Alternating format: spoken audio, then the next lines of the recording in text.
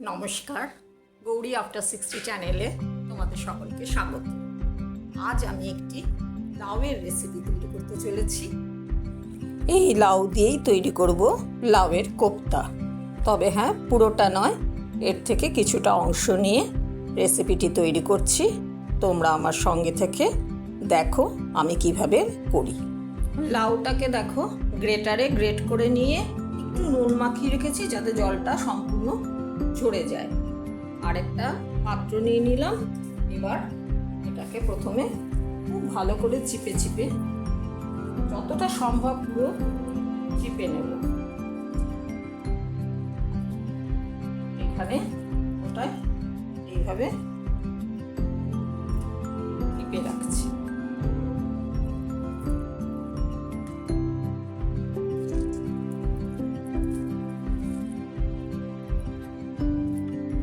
খুব ভালো করে দেখো এটা চিপে নিয়েছি যাতে জল না থাকে। খুব দু হাতে চেপে চেপেই কিন্তু ভালো করে জলটা চিপে নিতে হবে। এরপর দিয়ে দিলাম 1 টেবিল স্পুন মতন বেসন। বেসনটা বাইন্ডিংয়ের জন্য আমাকে বুঝে বুঝে দিতে হবে। আর দিয়ে দিলাম হাফ, মানে 1.5 বেসন আমি এখানে ইউজ করলাম। এরপরে যদি লাগে সেই মতন তখন আবার দেব। এরপরে দিয়ে দিলাম এখানে একটু ধনের গুঁড়ো, এই ধরো 1 টেবিল স্পুন মতো। আর দিয়ে দিলাম জিরের গুঁড়ো। যেহেতু নুন দিয়ে আমি প্রথমে গ্রেটারের পরই গ্রেট করে রাখার পরই নুন দিয়ে অনেকক্ষণ রেখে দিয়েছিলাম, সেই জন্য এখন আমি আর কোনো নুন এতে ইউজ করব। দিয়ে দিলাম সামান্য কালো জিরে। এরপর দিয়ে দিলাম হলুদ।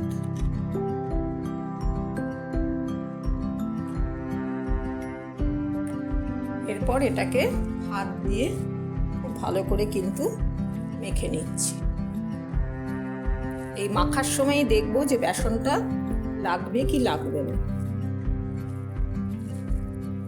না, আর বেসন লাগবে না, কেননা বাইন্ডিং ঠিকঠাকই হয়েছে।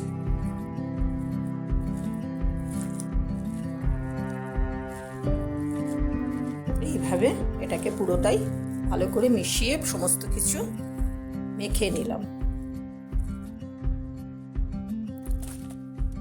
ভালো মতন এটা মাখিয়ে নিয়েছি। এবার দিয়ে দিলাম হাফ টেবিল স্পুন মতন একটু চিনি। এটাকেও ভালো করে মিশিয়ে নিলাম। এরপর একটু একটু করে নিয়ে এইরকম দেখো বলের আকারে গড়ে নিচ্ছি।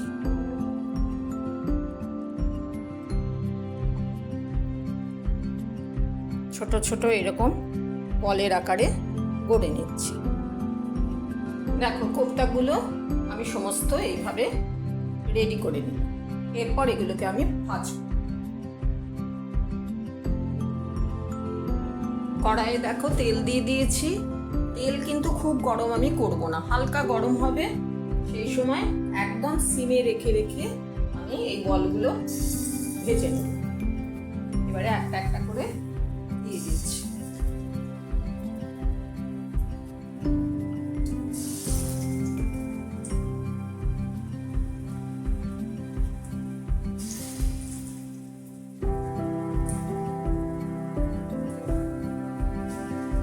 একদম সিমে রেখে রেখে ধীরে ধীরে আমি ভাজতে থাকছি। এবারে একটা একটা করে আমি উল্টে দিচ্ছি। আমি কিন্তু আঁচ একটুও বাড়াইনি, একদম সিমে রেখে দিয়েছি। একটু লালচে লালচে হয়েছে, এখনো কিন্তু বেশ খানিকটা ভাজতে হবে।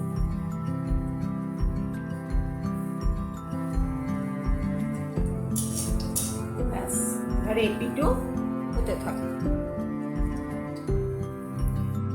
কিছুক্ষণ বাদ হওয়ার পর আবার একটু উল্টে পাল্টে দিচ্ছি। চারিপাশ কিন্তু খুব সুন্দর সোনালি করে আমি এটা ভেজে নেব।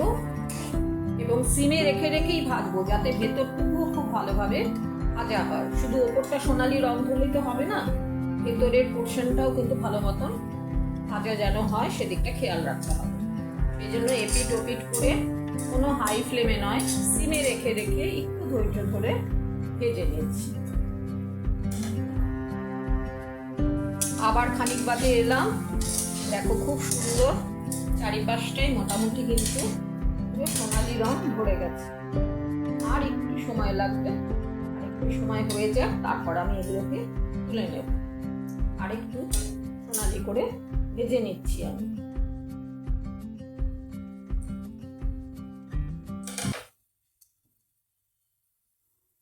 চারিপাশ ঘুরিয়ে ঘুরিয়ে খুব ভালো করে একদম সোনালি রং করে ভেজে নিয়েছি। এবার এই কটাকে তুলে আবার বাকিগুলো কিন্তু আমি ভাজবো। এই একটা একটা করে এবার তুলে নিলাম। খুব সুন্দর করে চারিপাশ কিন্তু ভেজে নিতে হবে। এই কটা দেখো ভাজা হলো, এরপর আবার বাকিগুলো আমি ভেজে নিচ্ছি। কোপ্তাগুলো আমি পুরো ভেজে নিলাম, এইভাবে তৈরি করে নিয়েছি। সিমে রেখে রেখে কিন্তু একটু ধৈর্য ধরে একটু সময় নিয়ে এটা করতে হবে। এইভাবে তৈরি হয়ে গেল। এবার আমি কারিটা তৈরি করব, তোমরা দেখতে থাকো। আমি যেহেতু রান্নায় তেল দেওয়া পছন্দ করি না, কিন্তু ভাজার সময় তো আর তেল কম দেওয়া যায় না। ভাজার সময় যতটা তেল দরকার হয় ততটা দিতেই হয়। তাই আমি কিন্তু খানিকটা তেল তুলে নিলাম, কেননা যখন আমার কারিটা তৈরি হবে, কোপ্তাগুলো পড়বে, সেই তেল কিন্তু এর সঙ্গে চলে যাবে। আমি এবার খানিকটা তেল সরিয়ে নিলাম। এরপর এই তেলে যারা ঝাল পছন্দ করো তারা শুকনো লঙ্কা ফাটিয়ে দিতে পারো।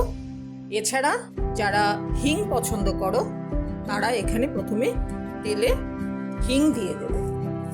আমি দুটোর কোনোটাই ইউজ করলাম না, তোমাদেরকে সেটা আমি জানিয়ে রাখলাম। এবারে প্রথমে দিয়ে দিলাম খানিকটা জিরে ফোড়ন। জিরে ফোড়ন দেওয়ার পর দিয়ে দিলাম দুটো তেজপাতা।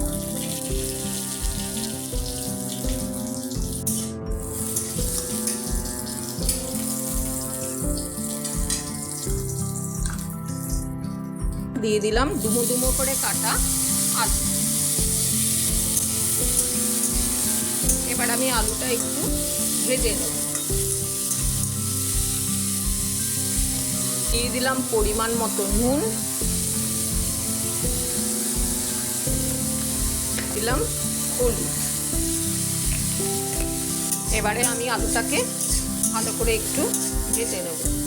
একটু ঢাকা দিয়ে দিয়ে ভাজবো, তাহলে প্রায় খানিকটা সেদ্ধ মতনও হয়ে যাবে।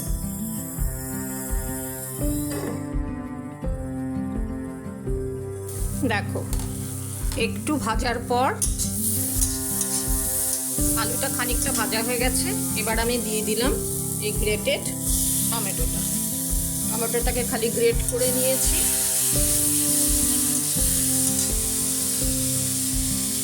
এরপর দিয়ে দিলাম ধনের গুঁড়ো,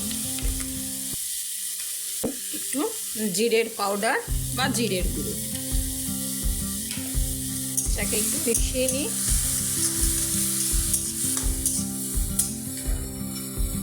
এটাকে ভালো করে এবারে কষবো। একটু ফ্লেমটা হাই করে দিলাম। এরপর দিয়ে দিলাম 1 টিস্পুন মতন আদা বাটা।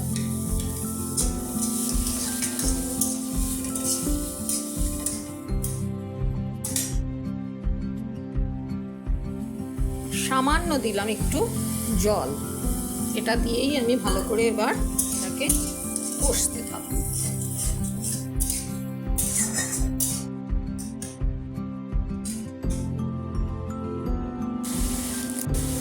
কালারের জন্য দিয়ে দিলাম একটু কাশ্মীরি মির্চ পাউডার, মানে কাশ্মীরি লঙ্কার গুঁড়ো।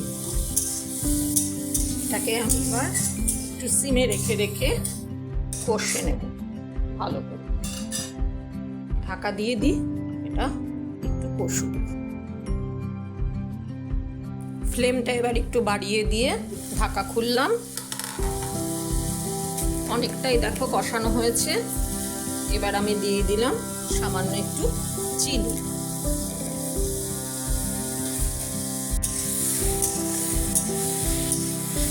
এটাকে বেশ ভালো করে কিন্তু একটু কষে নিতে হবে, সমস্ত মশলাগুলো যেন ভালোভাবে হয়ে যায়।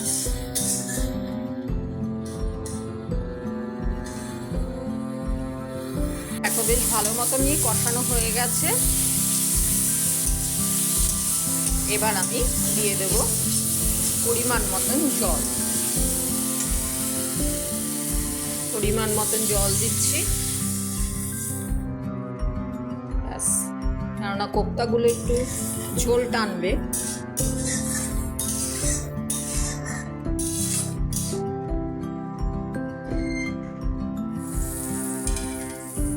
দিয়ে দিলাম ঢাকা, আলুগুলো একটু সেদ্ধ হোক। দেখো ঝোল অনেকক্ষণ ফুটে গেছে, আলুও আমার সেদ্ধ হয়ে গেছে। এবার আমি গরম মশলার মধ্যে গোটা এলাচ, দারচিনি একটু ডাস্ট আর লবঙ্গর একটু ডাস্ট এখানে মিশিয়ে দিলাম। গোটা এলাচটা হামনদিস্তায় একটু থেতো করে দিয়েছি। তোমাদের কাছে যার যেমন গরম মশলার পাউডার থাকলে তাই দেবে, হামনদিস্তায় থেতো করে হলে তাই দেবে, যার যেরকম সুবিধে সে সেভাবে ইউজ করতে পারো। এবার দেখো যেহেতু আলুও পুরো হয়ে গেছে, পুরো ঝোলটাই প্রায় কমপ্লিট। ঝোল কিন্তু আমি এতটাই রেখেছি কেননা কোপ্তাগুলো দেওয়ার পর ঝোলটা টেনে নেবে। কোপ্তা কিছুটা ভাজা তুলে রেখেছি শুধু ভাজা খাওয়ার জন্য, যারা ভাজা খেতে পছন্দ করো তারা এটা কিছুটা ভাজা রাখতে পারো, ভাজাও কিন্তু খেতে খুব টেস্টি। তার জন্য কিছুটা কোপ্তা আমার ভাজা হিসেবে রয়েছে, বাকিটা আমি এই ঝোলে দিয়ে দিলাম। ব্যাস, এবার এই ধরো 1 মিনিট একটু ফোটাবো, তারপরেই কিন্তু এটাকে আমি অফ করে দেবো, কারণ কোপ্তা রেখে বেশিক্ষণ আমি ফোটাবো না। ব্যাস, এবার আমি অফ করলাম। স্ট্যান্ডিং টাইমে এবারে আমি বেশ খানিকক্ষণ ঢাকা দিয়ে রেখে দিচ্ছি। কোপ্তা আমার একদম রেডি। লাউয়ের কোপ্তা একদম রেডি টু সার্ভ। তোমরা করে দেখো, আর লাইক, কমেন্ট আর সাবস্ক্রাইব করে আমার পাশে থেকো। সকলকে আমার অনেক অনেক ধন্যবাদ।